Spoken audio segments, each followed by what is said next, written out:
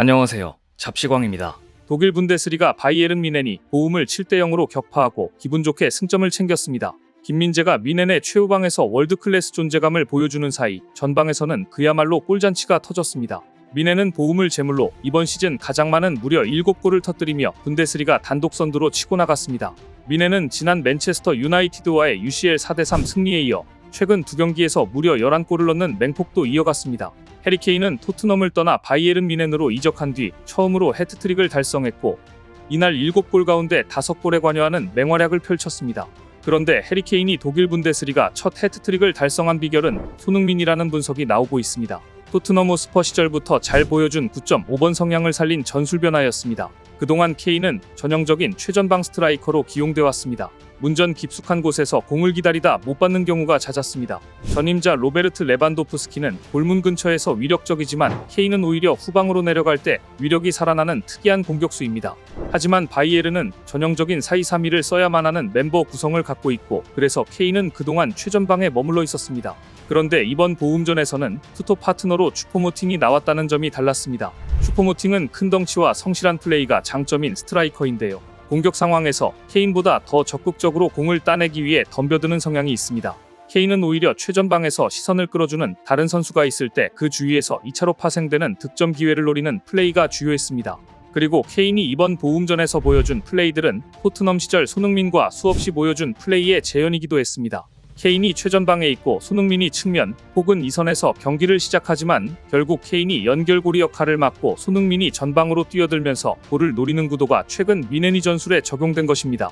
손흥민이 역할을 슈퍼모팅과 자네 등이 번갈아 해주자 그제서야 케인은 물고기가 물을 만난 듯 살아나기 시작했고 패스가 빛을 발하기 시작했습니다.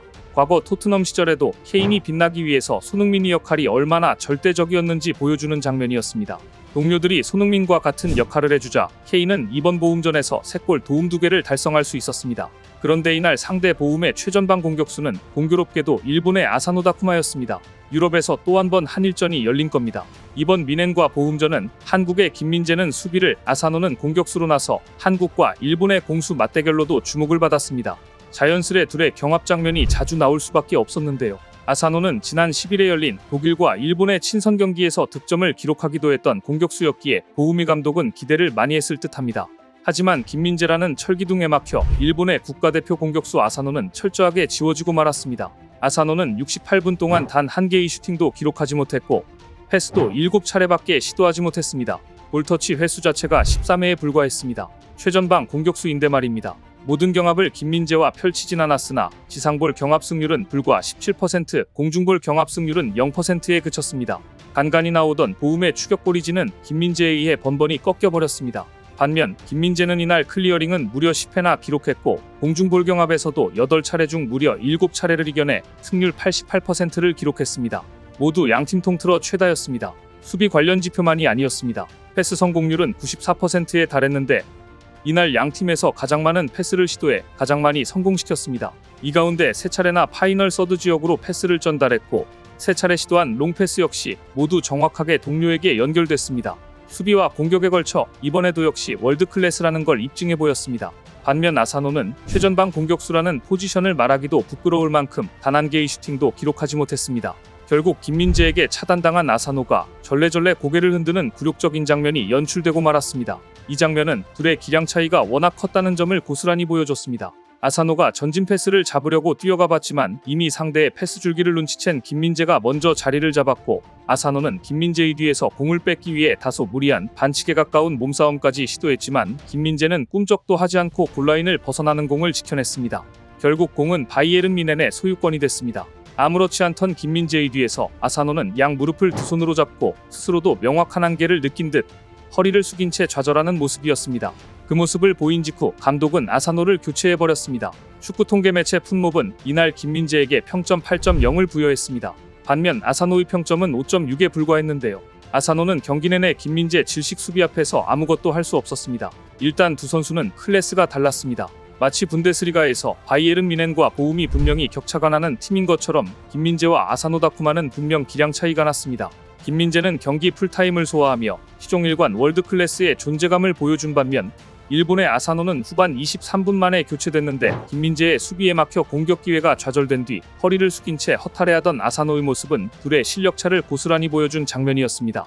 김민재의 수비 집중력은 보움의 세트피스에서 빛났습니다. 전반 32분 보움이 올린 코너킥을 그대로 김민재가 헤더로 걷어냈는데 다시 보움이 소유권을 가져가고 다시 한번 안티 아제이가 문전 앞으로 낮은 크로스를 올리자 김민재가 자신의 발밑으로 흐른 공을 몸을 빙글 돌려 걷어냈습니다. 상대 공격수에게 연결되기 전 깔끔하게 공을 처리했습니다. 김민재는 2분 후인 전반 34분에도 상대 롱패스도 곧바로 차단시켜버렸습니다. 경기 후반 상대적으로 미넨 선수들이 체력이 떨어진 틈을 타 보움 선수들이 공격을 시도했지만 이마저도 김민재를 뚫지는 못했습니다. 후반 34분 문전 앞으로 올라온 크로스를 김민재는 가볍게 박스 밖으로 걷어내더니 김민재는 후반 35분에도 상대가 페널티 박스 아크 부근에서 접근하자 이를 노련하게 차단시켜버렸습니다. 경기 직후 독일 매체 바바리안 풋볼은 김민재에 대해 이렇게 평가했습니다. 바이에른 미넨의 모든 센터백은 월드클래스다. 오랜만에 선발로 출전한 더리우트의 활약과 골은 바이에른 미넨 수비진에 매우 재능 있는 선수가 3명이나 있음을 확인해줬다. 김민재, 다이엇 우파메카노, 그리고 더리우트 3명의 센터백이 모두 훌륭하다는 뜻입니다. 경기 직후 고개를 숙이며 벤치를 떠나는 아사노 다쿠마의 모습이 보입니다.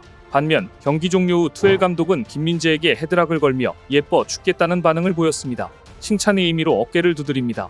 미넨 코치진도 김민재에게 다가가 뜨거운 포옹과 함께 승리의 기쁨을 나눴습니다. 축구 전문 매체는 이렇게 평했습니다. 김민재는 본인이 해야 할 모든 것을 아주 능숙하게 해냈다. 투엘 감독은 김민재라는 복덩이 덕분에 이날도 승점 3점을 추가해 미넨은 4승 1무 무패 행진을 이어갔고 동시에 리그 단독 선두로 올라섰습니다. 반면 일본 언론들은 이번 경기에서 아사노가 보여준 플레이는 대굴욕이라며 아사노를 비판했습니다. 일본 대표 공격수 아사노 다쿠마가 소속된 독일 1부 리그의 보움이 김민재가 뛰고 있는 바이에른 미넨과 만나자 일본 언론들도 이번 한일전을 주목했던 것입니다. 하지만 김민재가 아사노를 경기에서 삭제시켜버리자 머스칸지 이렇게 보도했습니다. 독일과의 국제 친선 경기에서 득점한 아사노 다쿠마는 최전선에서 뛰었지만 김민재 앞에서는 아무것도 할 수 없었다. 한국 팬들은 유럽에서 열리는 한일전에서 김민재 선수가 계속해서 이렇게 승전보를 전해주길 기대하고 있습니다. 오늘 준비한 소식은 여기까지입니다. 댓글을 통한 여러분들의 많은 의견 기다리겠습니다. 시청해주셔서 감사합니다.